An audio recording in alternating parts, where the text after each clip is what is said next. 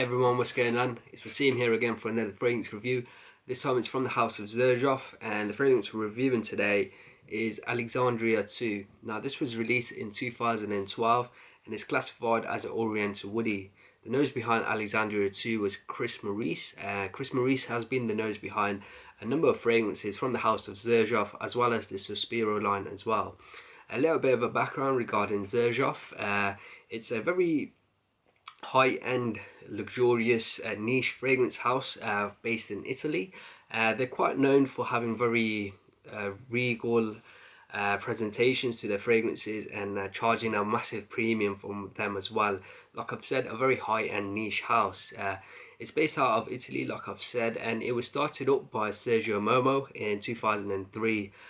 Since then, he's also started up other houses from Xerjoff. He's got the Suspiro line as well as Chemi Blending Magic. So that was a little bit of a background regarding Alexandria 2. Let's just talk about the notes. So at the top you're gonna get lavender, rosewood, cinnamon and fruity notes. The heart of the fragrance is lily of the valley, rose and cedar, and the base of the fragrance is amber, musk, oud, sandalwood and vanilla. So those were the notes, but what do I really get from Alexandria 2 from the house of Xerjoff? For me, Alexandria 2 is an incredibly regal and luxurious scent. Possibly one of the most luxurious scents I've come across. When I spray this, it feels like I'm being sprayed by gold. It really feels like this is a liquid jewel. Imagine being sprayed and feeling like a jewel. This is the sort of feeling that Alexandria 2 gives you. The scent opens up with a very prominent lavender note. Now, this lavender note isn't like a natural smelling lavender note that you get in a typical aromatic fougere. It's a lavender note which is quite damp and quite dank, but there is an element of brightness to it as well. And along with that lavender note, which again doesn't smell very natural, you get some fruity notes as well, which again don't smell very natural as well. They don't smell like any particular fruit. They smell very jammy and very sweet. And this jammy sweetness that you get from the fruity chord in the opening gives off the feeling that the lavender was dipped in liquid gold. And in the opening you also get a very faint oud note. Now the oud isn't like an animalic or a skanky oud. It's a very faint woodiness, which just gives this fragrance a Middle Eastern feel. As the fragrance dries down, the sweet fruity notes that you get in the opening starts to intensify, and it becomes the most prominent aspect of this scent, and the sweetness becomes even more sweeter due to the addition of the vanilla. Now the vanilla adds this sort of jamminess, and it gives this fragrance like a fruity cocktail, a very jammy sweet fruity cocktail, which is the main aspect of this scent.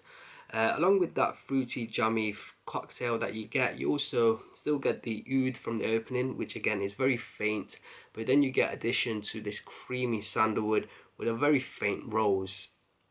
Like I've said before, this fragrance smells incredibly luxurious and very regal, like being sprayed like a jewel, like being sprayed with gold. However, the notes, some of the notes in this scent, like the fruity notes and the lavender, come across incredibly synthetic and very unnatural. Now, there's nothing wrong with scent smelling unnatural or quite synthetic. I think there's a beauty and there's an art of a perfumer creating a fragrance using synthetic materials to make it smell like a real life thing. However, in this fragrance, it makes me feel quite uneasy due to the fact that this sells for a 50ml bottle for £275. That's an extraordinary price, and for this scent to have any sort of a natural notes in it or smelling quite synthetic, I think is a massive shame, and it just makes me feel quite uneasy. In terms of performance, Alexandria 2 is a winner. I got longevity of 12+ hours. It just keeps pushing on and on.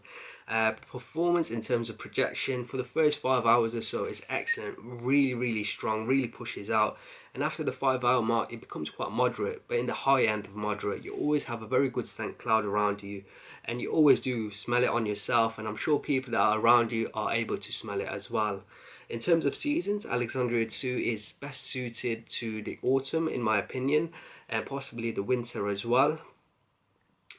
Autumn is the fall for you Americans, and I think this is best suited as a nighttime scent. In terms of occasions, because of how regal and luxurious it smells, I think it's only suited to formal occasions. When you're dressed your best, this is both suited to men and women. This scent is a unisex scent in my opinion. So if you're wearing a suit and you're a gentleman wearing a suit, or you're a woman and you're wearing a nice dress, this one would go perfect for that sort of situation. I think overall rating, I'm going to give it a 3.5 out of 5. I think, like I've said, it's a very luxurious and regal scent, and it's very, very pleasing. A lot of people will enjoy this scent. There's no skankiness to this as well. There's a little bit of a Middle Eastern feel, but that sweet, jammy fruit cocktail sort of nuance that you get will appeal to many, many people out there. But it drops in points for me due to some of the notes smelling so synthetic and so unnatural. The lavender note and the fruity notes just don't come across very natural to me, very synthetic. And for the price point, £275 for a 50ml bottle, I think it's just insane. It is a very, very pleasing scent, however, so I would recommend sampling before you buy. So that's my review of Alexandria 2. Guys, I hope you enjoyed this review. If you have, then please do leave me a like and a comment below, and make sure to subscribe as well. It really helps out a channel of my size. So until next time, my friends, see you later.